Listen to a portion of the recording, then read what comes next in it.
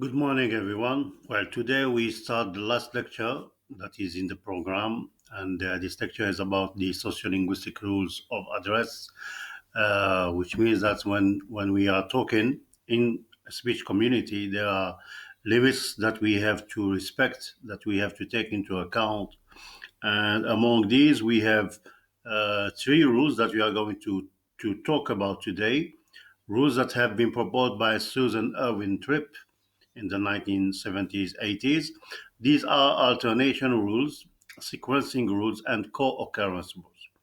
So, as for alternation rules, they determine the choice or the alternative ways of speaking. That is, when you are talking to someone, you choose the words that you would like to use depending on your relationship with the person you are talking to, depending of the social distance, as we are using it these days, social distancing and social distance. When you address someone with the imperative sma, for example, in Algeria, sma akhuya, sma Muhammad, and so on and so forth. So you have a choice. You choose which word you feel is going to be suitable to be used to address the person, because using that term is going to establish a relationship with the person in front of you. Now, as for the sequencing rules, as you see, we have the word sequence, which means what comes first, what comes next, and so on and so forth. These are the steps that you follow when you are using language at the micro or macro level.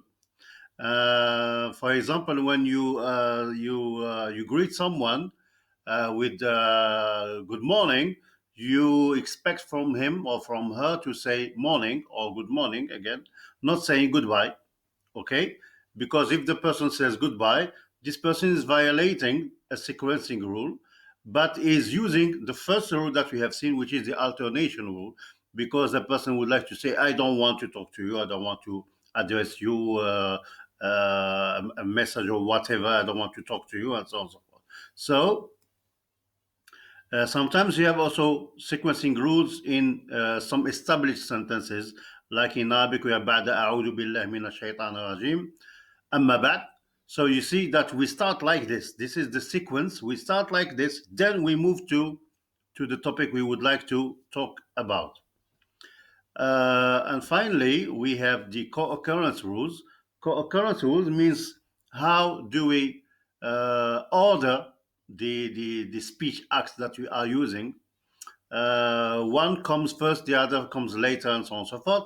So these rules are social rules in reality, not only linguistic but social rules.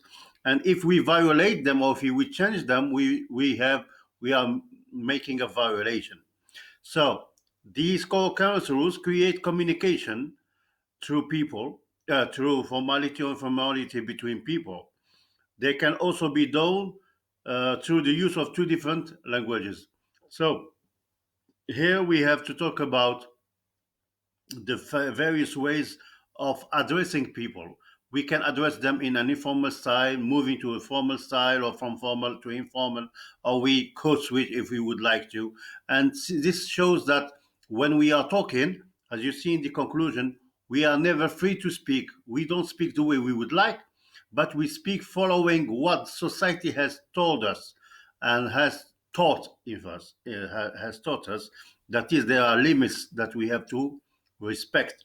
When we address someone who is intimate, it's not the same we address someone who is older, who is distant, who is or who is deserves respect, and so on and so forth.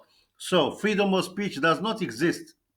Okay, this is just an ideal concept.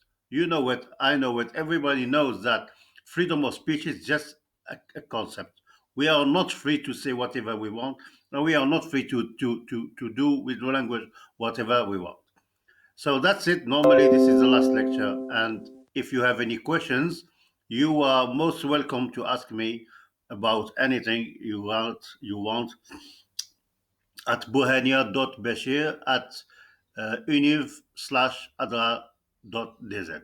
Goodbye and see you.